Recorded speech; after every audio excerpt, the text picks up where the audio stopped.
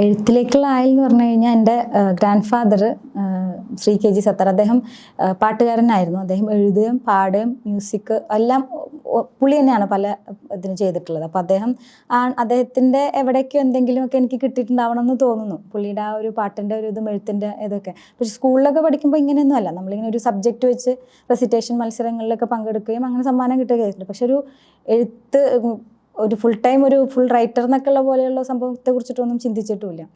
ഹോസ്പിറ്റലിൽ ജോലി കിട്ടിയിട്ട് ഒരു 10 വർഷമായി. ആ സമയം മുതലാണ് ഓരോ മനുഷ്യരെ പരിചയപ്പെടാനും കൂടുതൽ ആളുകളെ ആയിട്ട് അടുക്കാനുള്ളൊരു സാഹചര്യമൊക്കെ ഉണ്ടാകുന്നത്. അപ്പോഴാണ് ആദ്യത്തെ പുസ്തകം അങ്ങനെയാണ് ഉണ്ടാവുന്നത്. അത് ചുരുക്കി പറഞ്ഞാൽ അതൊരു 50 കഥകളെന്ന് പറയാമെങ്കിലും അതിലൊരു 75% ആ ഹോസ്പിറ്റലിൽ നടന്നിട്ടുള്ള സംഭവങ്ങളുടെ കുറേ ഭാഗങ്ങളാണ് അതിൽ വരുന്നത്. പിന്നെ കുറച്ചെൻ്റെ ബാല്യകാലത്തെ കുറച്ച് ഓർമ്മകളും ആണ് ആ പുസ്തകത്തിൽ ഉണ്ടായിരുന്നത്.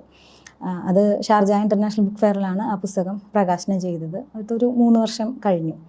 പിന്നെയാണ് ഈ പുസ്തകം ഇപ്പോൾ ഈ വർഷത്തെ ഷാർജ ഇൻ്റർനാഷണൽ ബുക്ക് ഫെയറിലായിരുന്നു അതിൻ്റെ പ്രകാശനം ഉണ്ടായിരുന്നത്, ഖാൻ-യൂനിസിലെ ചെമ്പോത്ത്. അത് ഖാൻ-യൂനിസ് എന്ന് പറയുമ്പോൾ എല്ലാവരും എൻ്റെ അടുത്ത് ചോദിക്കും, പലസ്തീനിലെ പ്രദേശമാണ്, അപ്പോൾ അത് യുദ്ധത്തെക്കുറിച്ചുള്ള കഥയാണോ എന്നൊക്കെ. പക്ഷെ യുദ്ധത്തെക്കുറിച്ചുള്ളതല്ല, യുദ്ധം ബാക്കിയാക്കുന്ന മനുഷ്യരെക്കുറിച്ചുള്ള കഥയാണ്. അതിനകത്ത് യുദ്ധത്തെക്കുറിച്ച് വല്ലാതെ പ്രതിപാദിക്കുന്നില്ല.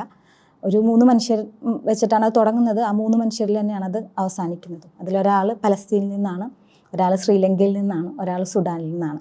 ഈ 3 പ്രദേശങ്ങളുടെ ഒരു ഭൂമികയുടെ ഒരു പശ്ചാത്തലം നമുക്കറിയാമല്ലോ. അതിനെ ചുറ്റിപ്പറ്റിയാണ് അത് വരുന്നത്. അത് എഴുതാനുള്ള സാഹചര്യം എന്ന് പറയുന്നത് ഈ യുദ്ധം പ്രമേയമാക്കിയിട്ടുള്ള ചില ട്രോളുകൾ കാണാൻ ഇടയുണ്ടായി. അവിടെ നിന്നാണ് അത് ഉണ്ടായത്. അതിൻ്റെ താഴെയുള്ള കമൻസൊക്കെ വളരെ നമുക്കതൊരു തമാശ പോലെയൊക്കെ എങ്ങനെയാണ് എടുക്കാൻ പറ്റുന്നത് എന്നുള്ളൊരു തോന്നലിൽ നിന്നാണ് ഇത് വരുന്നത്. അപ്പോൾ എനിക്കൊരു പലസ്തീൻ എന്നുള്ളൊരു പയ്യനെ ഞാൻ യാദൃശ്ചികമായിട്ട് പരിചയപ്പെടാൻ ഇടയായി. അവൻ്റെ ഒരു 2-3 കാര്യങ്ങൾ അവൻ പറഞ്ഞത് വെച്ചിട്ട് ബാക്കിയെല്ലാം ഞാൻ എൻ്റെയും കൂടെ ചേർത്ത് അവൻ്റെ സമ്മതത്തോടെ ഇങ്ങനെ ഒരു പശ്ചാത്തലം ഒരുക്കി ഞാനൊരു കഥ എഴുതിക്കോട്ടെ എന്ന് ചോദിച്ചപ്പോൾ ഓക്കെ എന്ന് പറഞ്ഞു. അങ്ങനെയാണ് ഖാൻ-യൂനിസിലെ ചെമ്പോത്ത് ഉണ്ടാവുന്നത്.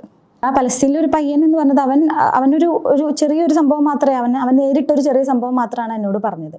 അപ്പം ഞാനൊരു അസുഖബാധിതനായിട്ടാണ് അവിടെ വന്നതും. അപ്പം അതുമായി ബന്ധപ്പെട്ടാണ് ഞാൻ അവനോട് സംസാരിച്ചത്. അങ്ങനെയാണ് അതിൽ നിന്നാണ് ഇത് വരുന്നത്.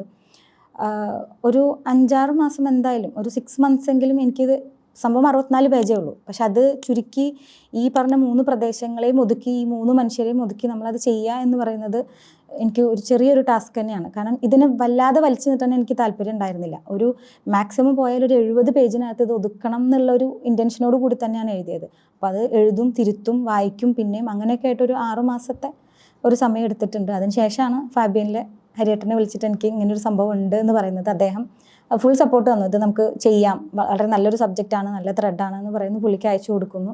അതിൽ കുറച്ച് ചിത്രങ്ങളും കൂടെ ആഡ് ചെയ്ത് ഒരു 75 പേജിൽ പുസ്തകം ഒതുങ്ങുന്നു.